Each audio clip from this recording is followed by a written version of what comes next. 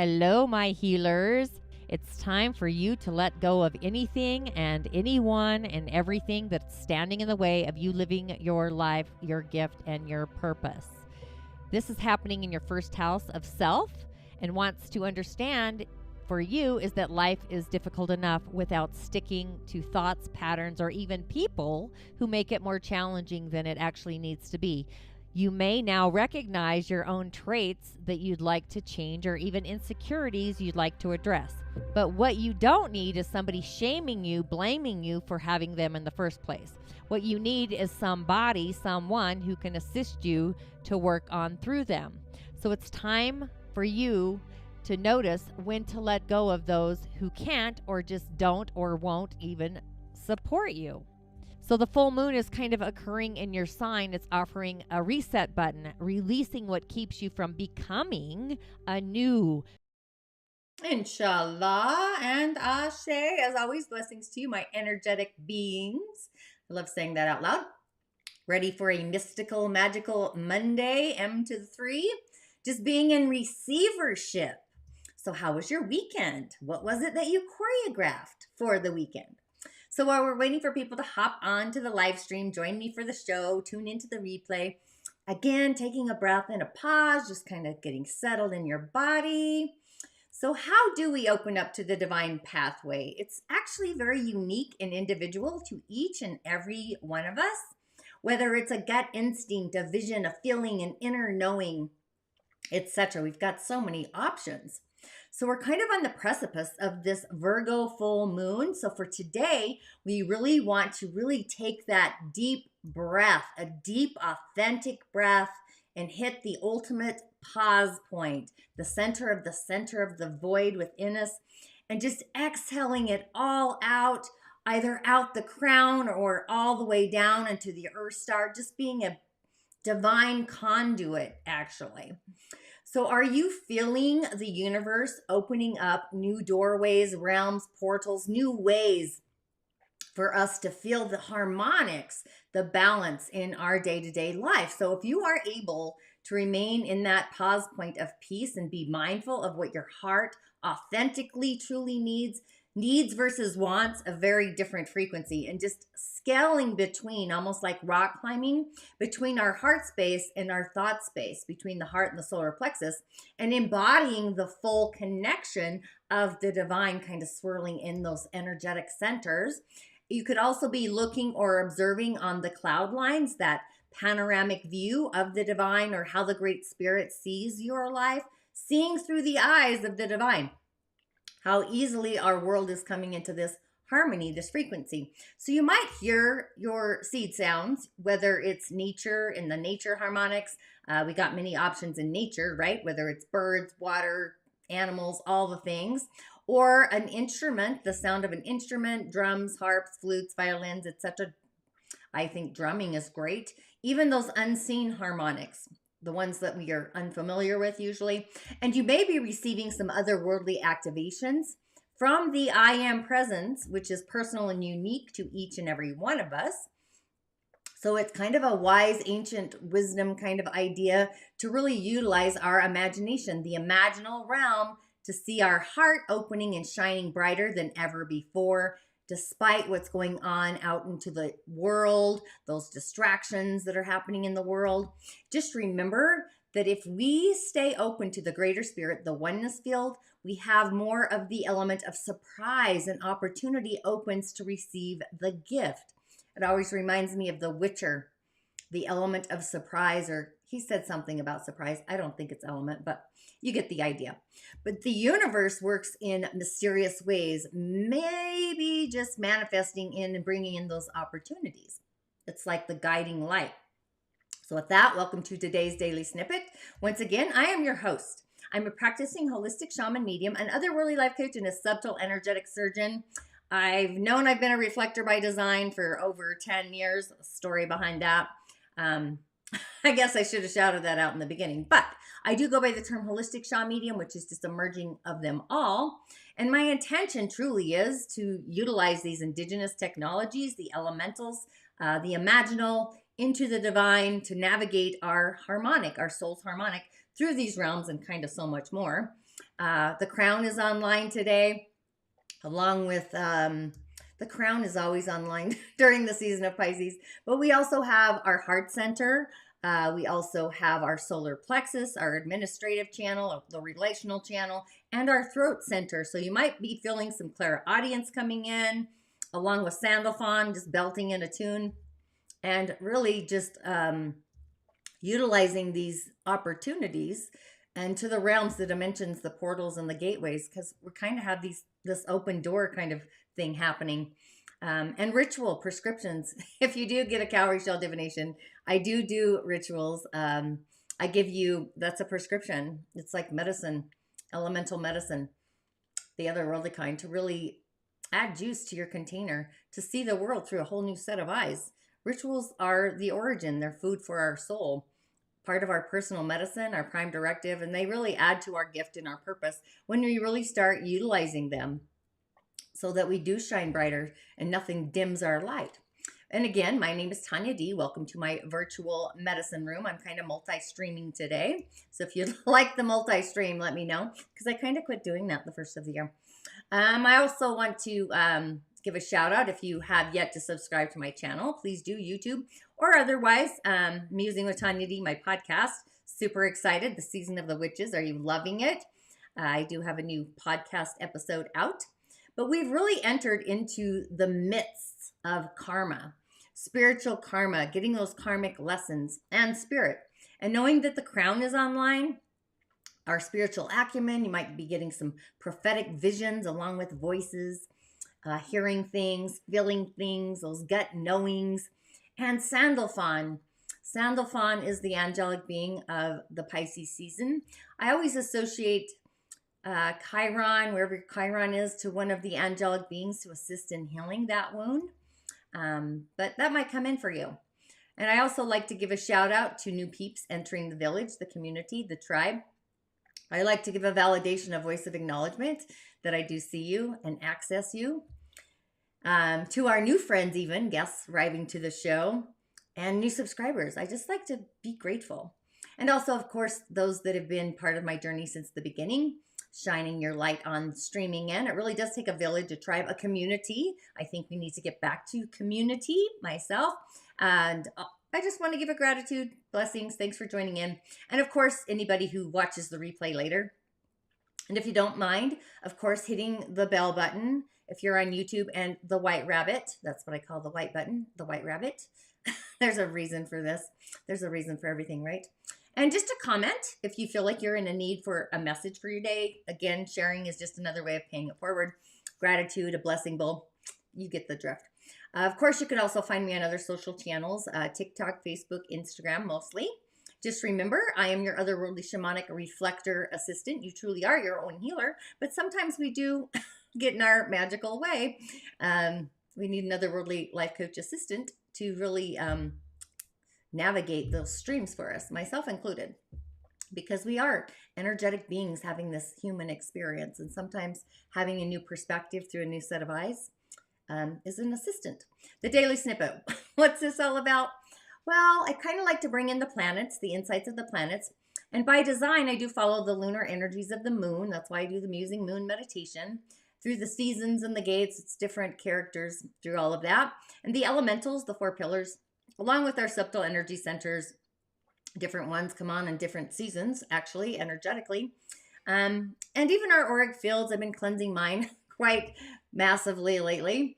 And I do have some messages for our week today, which is new. I won't get to that later, but are you able to bring into your reality a peaceful, easy feeling of balance and harmony in all of the things, even relationships, and just tuning into the boundless energies of Pisces? Water is boundaryless. It's unconditional. It's light. It's gentle.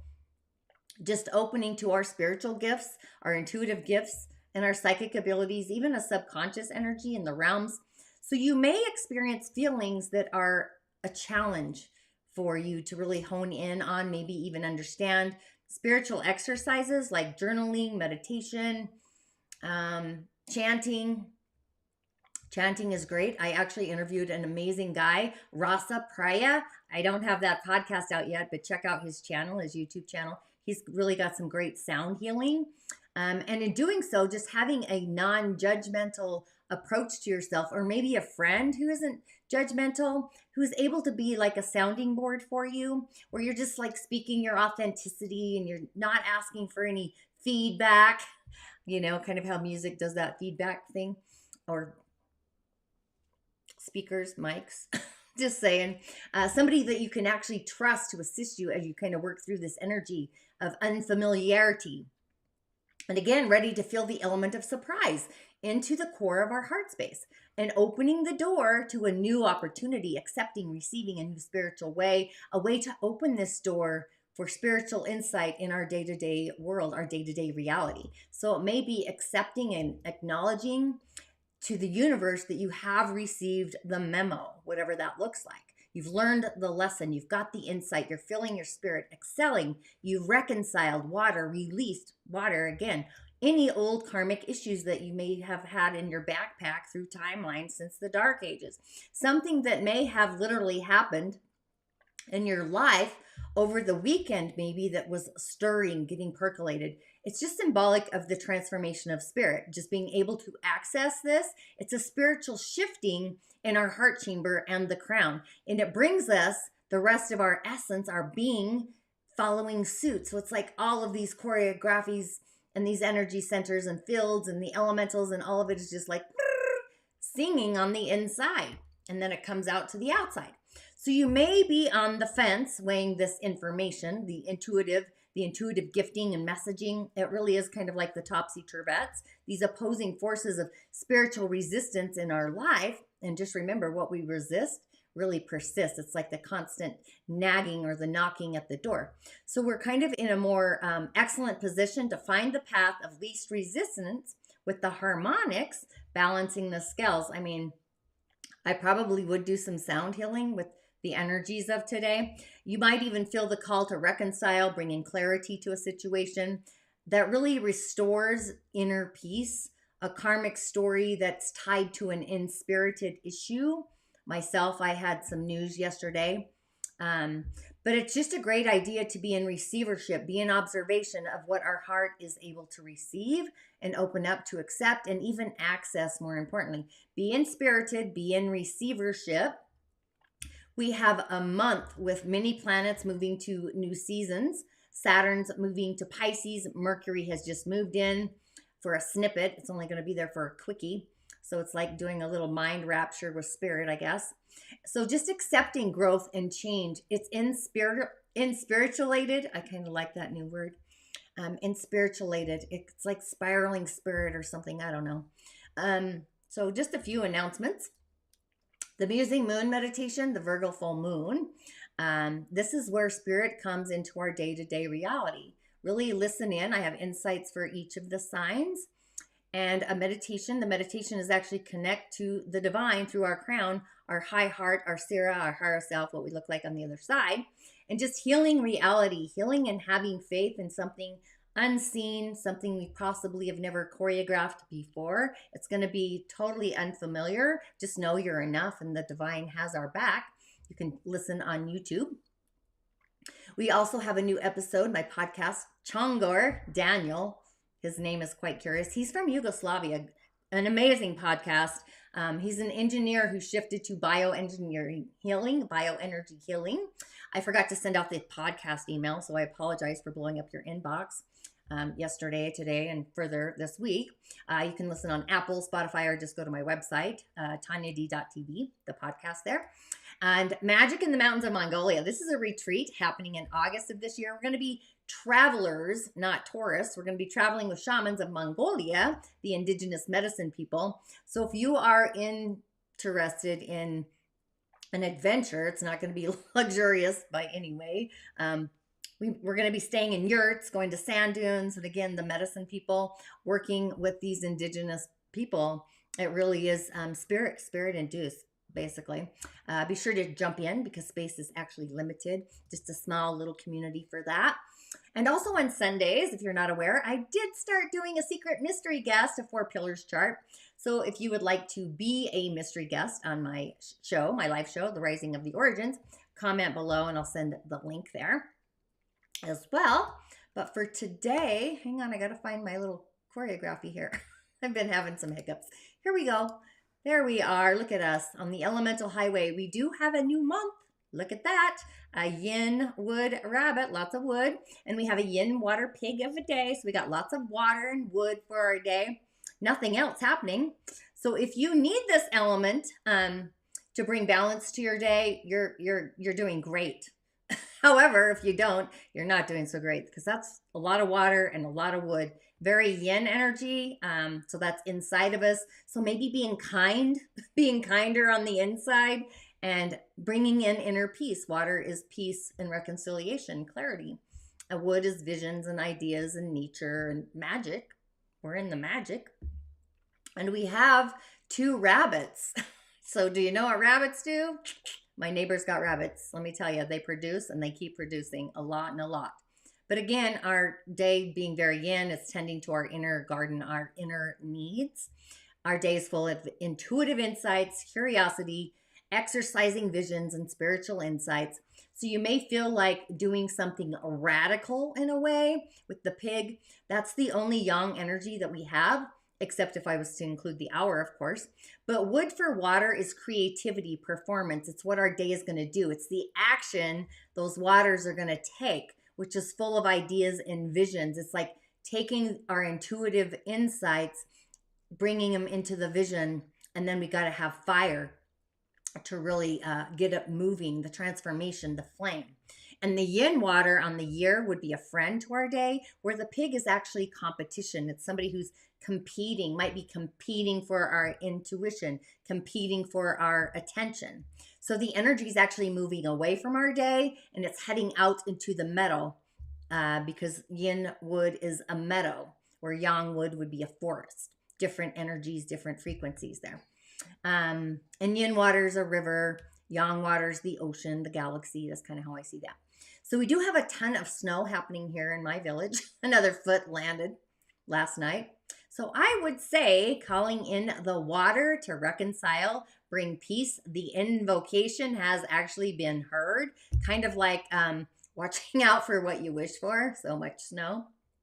Water, we had issues with water, right?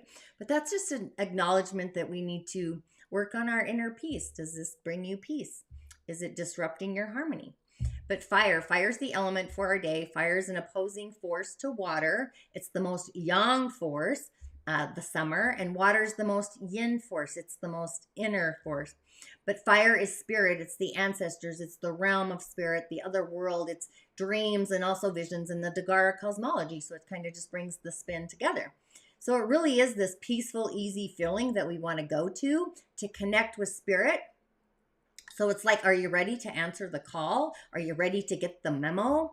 So that's kind of what's happening. But that's, yeah, we need the other elementals. I mean, you could bring in metal, but I'm just saying metal is going to produce more water. It will prune the trees, but storytelling, communication. But I'm feeling fire. I'm full of fire. So myself, I don't need it. But if you don't have fire in your chart, you might want to bring in that warming sensation. Go to your ancestor altar, something like that. Yeah, so that's where I'm going there. Okay, so I do have messages for our day. I called in the Fae, which was hilarious.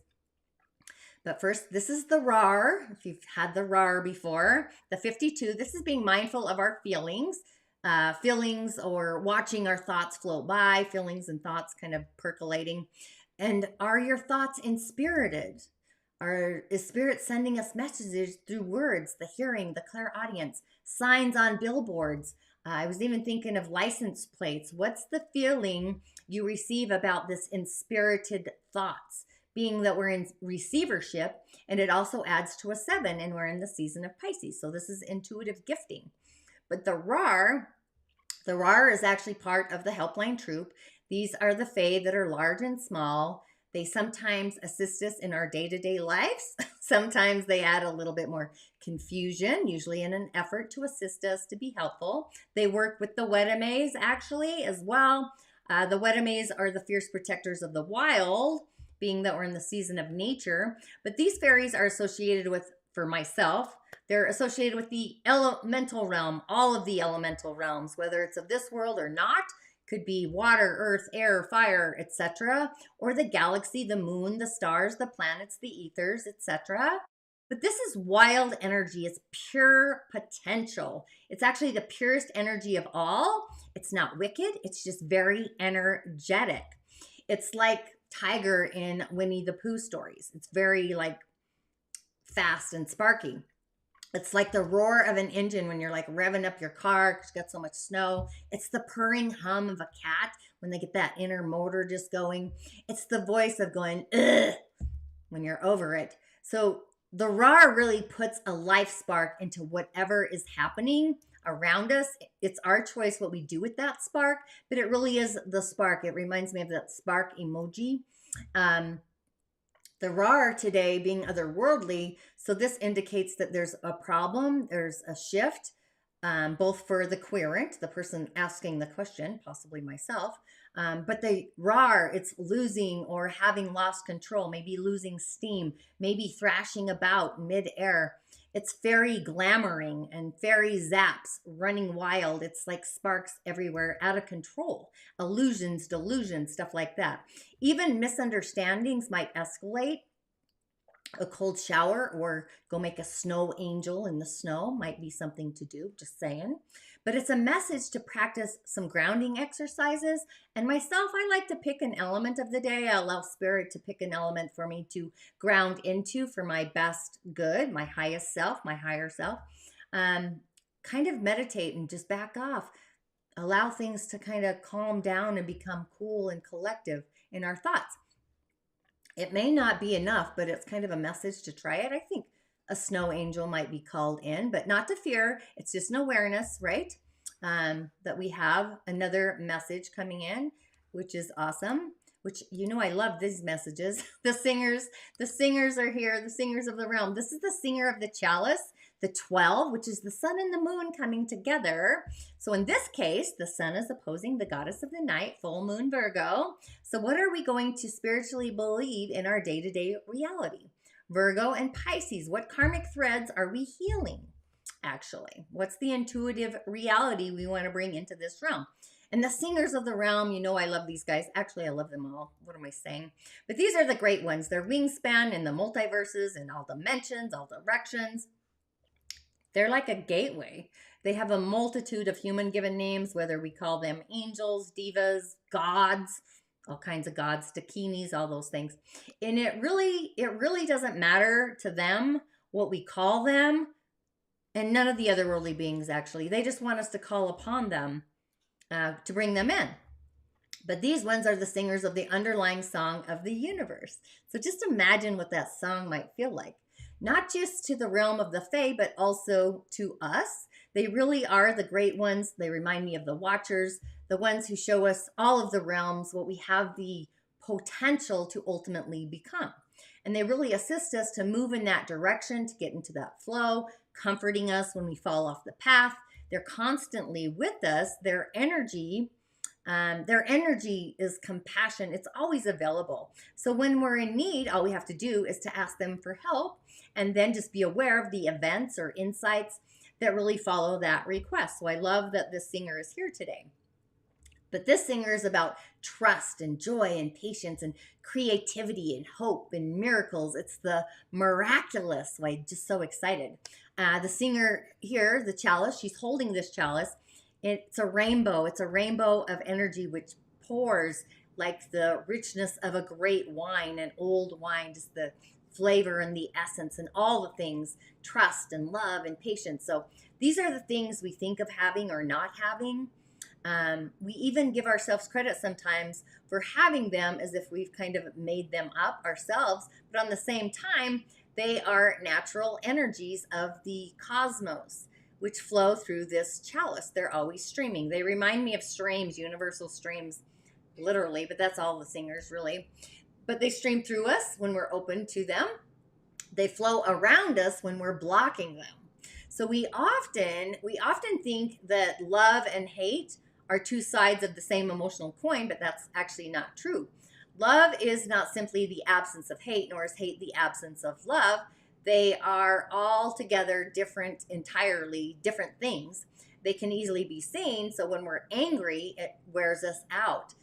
It leaves us feeling like we're less than we actually are or were.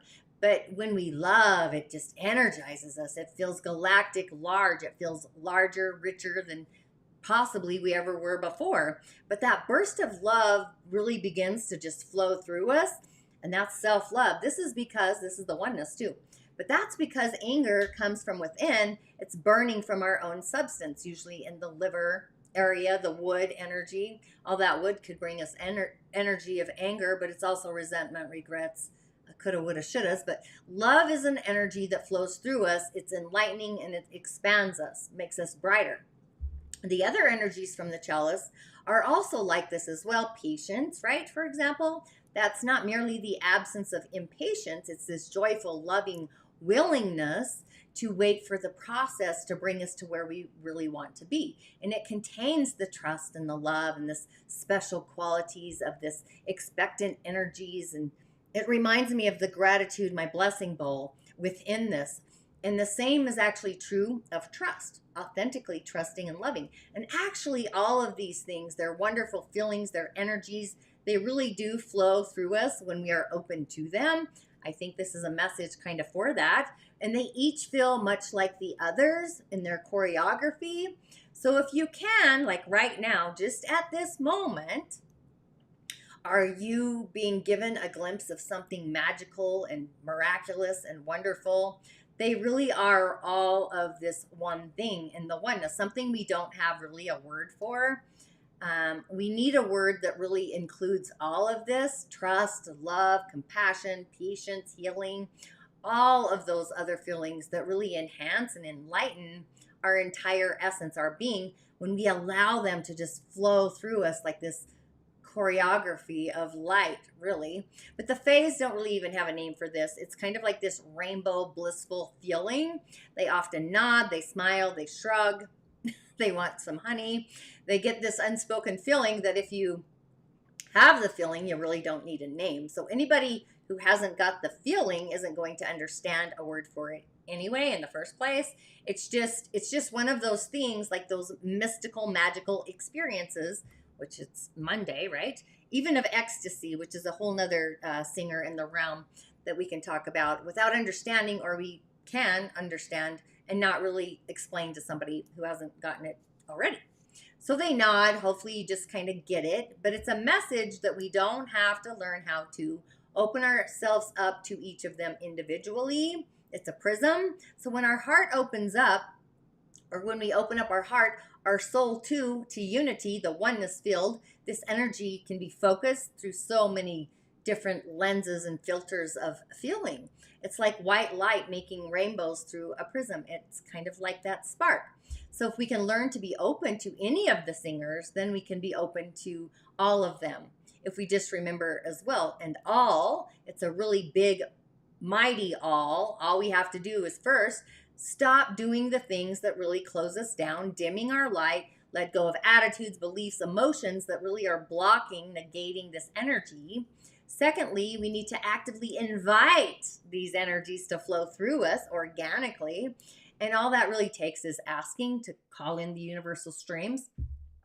And the thing is, the energy is actually already there. And our asking just merely tells our own higher self, our Sira, the singers that are aware on this conscious level, that we're ready to open that door and accept it. So it's like opening our arms to hug somebody, or opening a door to allow them in. And on the same side, the taste of those contents of this chalice for us may seem really bitter, strange, unfamiliar at first, but it always leaves a sweet, clean, sparkling taste in our mouth. It's effervescent. So with the help of this singer of the chalice and the fae, we too can get this one feeling that is just mystical, magical for a Monday, a great feeling, all combined into the oneness, the unity. It's unconditional love and trust and hope and healing and patience and so on and so forth. But open is being open, and just open is open to being open. So if you ask, or you don't know how to ask, it is like right there. You just got to ask. And of course, that's kind of that one. And I didn't stop there. because I had a bunch flying at me. I couldn't decide. It was terrible. So this is Indy. We've had Indy before, the 63, which is believing what we're receiving. It's an initiation, a spiritual initiation, the transmission of the 3, the 6, and the 9. Indy's part of the fairy challengers, but these ones, they bring us face to face with our fears and denials, inner traumas, insecurities, our karmic lessons today, delusion, confusion, stuff like that. But these are the fae who, metaphorically speaking, they stick their foot out in front of us to see if we're paying attention to where we're even going, or if we're just stuck on our cell phones walking down the road. But they're really testing our alertness, awareness, insight, knowledge, ancient wisdom, even our dedication to our own spiritual perspective and our personal growth, which is interesting because that's kind of where we're at today. So without them, we might actually become super lazy. And with the energies on the 4 pillars, that could actually happen.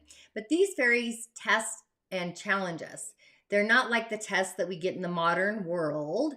They really are designed to test us so that we pass them in the process of the pass, getting the A grade, and that we actually learn things and move us to a higher level of being. I think this is the magic on the other side of the karmic insight, the memo that we're hopefully getting here soon. But they also don't believe in offering us these challenges unless they feel that we have the potential of actually passing them. So the opportunity's there. So they're more of initiations. But Indy is curious. He's all about decision, wishy-washy, commitment, decision making. So if you don't get him on the wish, you might get him on the wash. He is kind of like the washer, but probably not, because literally by the time we think we've got a commitment from him, he's swung the pendulum to the other side again.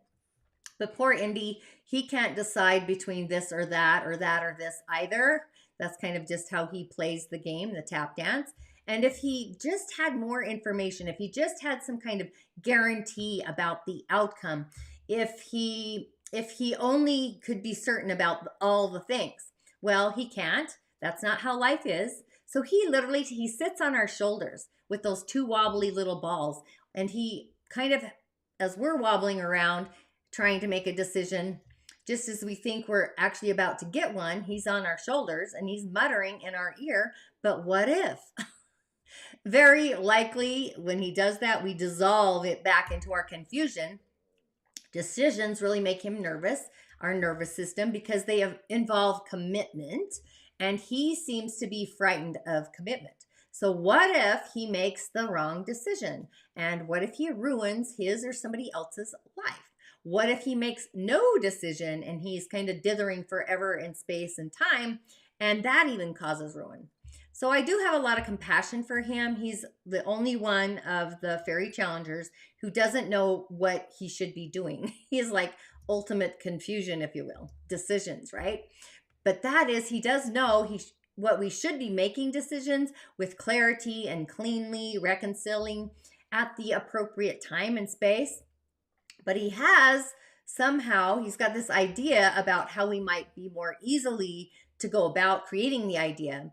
But he's not himself a great idea taskmaster, decision maker himself. So sometimes he can even whisper carefully, gleefully in a way that we're going to drive him a little crazy, if you don't just make up our own minds, which, that's the topsy-turvettes.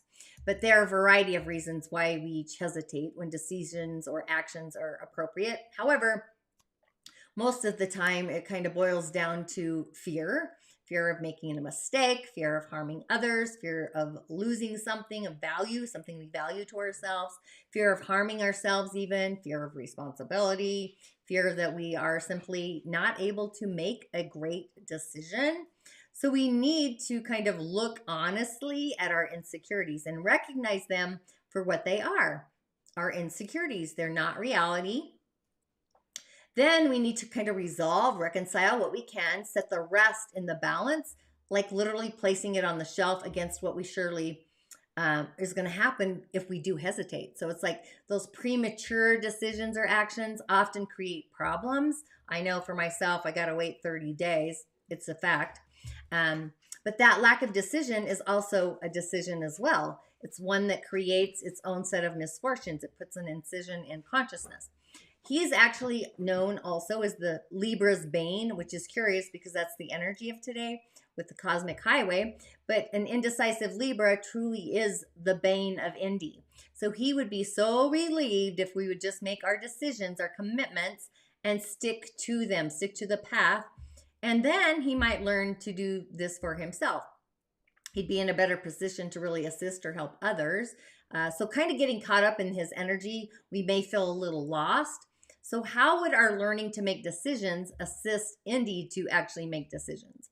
Because he's a character. And would it actually authentically really do that? And then what would he do? How would he better help other beings having this with their problems? Or on the other side of the coin, would the other beings that have problems cause him not to learn to make his own decisions? So it's that kind of mapping out.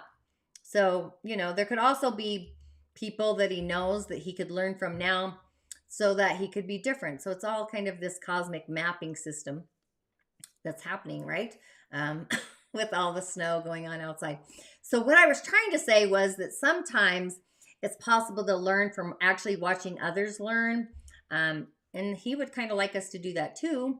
Then he might be better able to teach this process, or maybe not. At least, I think that is what he means. That's kind of what I'm trying to put out there, the unity, the oneness, just knowing that there are plenty of beings who really need assistance with this, myself included. But he's otherworldly. So he may be right to kind of hesitate, take the breath, take the pause in the moment.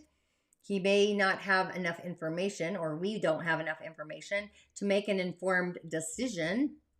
So it kind of is that topsy-turvy-ish moment. So kind of hesitate while you're questioning, be curious to find out more, which is true. We never have real guarantees from the universe about our decisions or our outcomes, but caution, like caution to the wind. That's an appropriate message here to learn more, get agreements in writing. And if it doesn't feel right, quite possibly on a day like today, maybe it's not right. So just consider really well before you make any promises about whatever it is. But once you do make that commitment, stick to it, have stick-to-itiveness, have integrity, honor your word. That's kind of his message. And because I didn't stop there, we've got one more little character. This is how my day went. I am not doing cards for the rest of the week, so jump in. Oh, this is our final mancer. He's a glanomancer. That's why our final message came out as a mancer. Glancaner. He's also a fairy challenger. So this is kind of what's happening. We're kind of questioning, staying curious. But he's illusion, delusion, lust, projection. He has clear sight, clear seeing, which is actually the energies as well today. And have you ever noticed, like seriously, like when we really, really, really want something or somebody, we tend to see it without any clarity. The object of our lust, our desire, looks flawless. It looks glamorous, which should tell us something instantly right away. But usually it doesn't. So he often goes by the name Smooth Harry, which makes me laugh because I don't see any hair on him. But that as well may be a little illusion of his own. He doesn't change his shape to tempt us with our own mental confusion and paradoxes. All he has to do is wear a mirror in which we see our desires kind of tempting us, being displayed. He's kind of like the devil wears Prada in a way. He doesn't try to fool us. He just simply allows us to really fool ourselves. Just saying. He may try just a little, just to make the rest of us be a test, a little bit more difficulty. But after all, we can be more proud of passing a difficult test than we can an easy one, right? Can't we? So Smooth Harry, upside down. He's appealing to our vanity, and the more we have of it, the easier his work is. A little flattery, and we believe it. Whatever he wants us to swallow happens, especially since it is just what we want to swallow anyway. So of all of the fairy challengers, Smooth Harry is the most likely to be the slyest. He's like the fox, a sly fox. And he practices kind of like an emotional jujitsu, if you will, to where he lets our own desires lead us into a fall. And as we rush headlong towards our vision of that perfection, All he needs to do is step aside as we cast ourselves to him, and down we fall. Pretty curious, right? It's not very fun, but maybe perhaps we might just learn a little something from it. Stubbing our toe, right? Falling flat on our face. But he too, being otherworldly, somebody's pretending to be other than they authentically are. They may even believe, or at least want to believe, their own deceit, but probably not, right? But that's kind of the pretense, maybe because they want to please others, because they lack the moral strength, the integrity to present themselves, their ideas with honesty, or maybe because they simply hope to gain an advantage by fooling others, right? Fool's gold. So sometimes people fool themselves into thinking they're even better than others, but I don't want to go down that rabbit hole. So it's kind of like in their mind, it's all right for them to deceive outside of them, even though there's no logic in that. It's just not uncommon. So vanity can be involved here, especially vanity based on something we know deep down into our soul to be untrue. So it's like false words, unmeant apologies, the fake apologies, stuff like that kind of arising. We might claim that something means little to us when in fact it's a huge freaking deal. Yep, I almost dropped the F-bomb. So even others involved in the situation really need to wake up and notice what is really happening instead of allowing themselves to be fooled. So the situation really needs to be handled with care, caress, just in case the awakening, you might be very explosive, destructive kind of side effects, if you will. So if the pretender is the querent, could be myself or who's tuning in or listening, this is kind of urging us urgently needing to be presenting our authentic self, our true ideas before things get much worse, muddling in our mind there. So they certainly will, right? Especially like there's crisis outside of us really right now. I don't really watch the news, just saying that. I kind of hear little snippets, but the crisis, if we don't tune in, it's going to be more devastating. So it's time to call in honesty for aid, authenticity, I think, from the realm of spirit, especially being a year of authenticity, being authentic to those spiritual truths. And the water, the Daymaster, things are moving away from us. I would really call in spirit with the energies of today and the snow, right? Open up to spirit through your heart, considering all of the spiritual shifts, the transformations that are happening for us in our day-to-day life, and just acknowledge and access and accept the path that really elevates and opens up the chalice, literally. So if you're moving through any cosmic karmic storms in relationships with somebody, any kind of relationship, could be work, it could be family, could be friends, could be intimate, doesn't really matter. The insight here is to reconcile and come to a resolution. Streaming through today, especially with the singer of the chalice, the rainbow bliss, if you will, new insights that really allow our story, our narrative to move forward, make it dynamic, not static. It's in transition. So the key to really access this conversation is to speak our heart's truth, be honest, be authentic. I almost said authentic. That's a great word. Both sides, right? The path of least resistance is going to appear. So it's in being heart-centric and opening to accept the rivers, the seas, the cosmic seas of the universe. And just know that the miraculous is just that. It's a miracle. And allow, like, the element of surprise. Allow yourself to trust the universe for that divine timing. But I would affirm that I'm allowing the universe to create.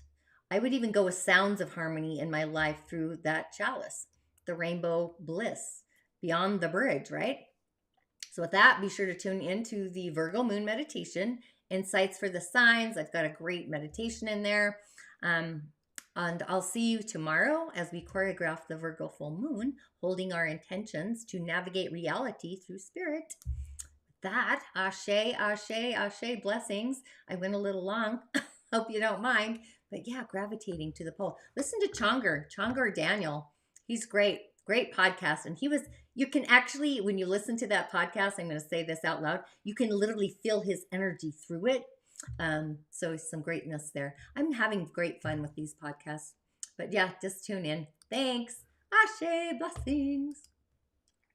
Like, what's your philosophy on that? Very easily. I mean, my whole goal, as I said, my purpose is to teach so many people to do it. And I've done seminars, lectures. It wasn't enough. I published 3 books on the subject. One is a children's book from several years ago. My oldest daughter was 2 years old when I was working on grandpa's knees. Well, one knee. He had painful knees. And she walked up to us and started mimicking my moves. And it was all funny and cute, a little 2-year-old doing it. And then grandpa went, wait a second, I can feel her. I can feel it, just like the other side. And she mimicked the same moves. We pulled off the pain. There are specific moves, literally just, minutes and it's done.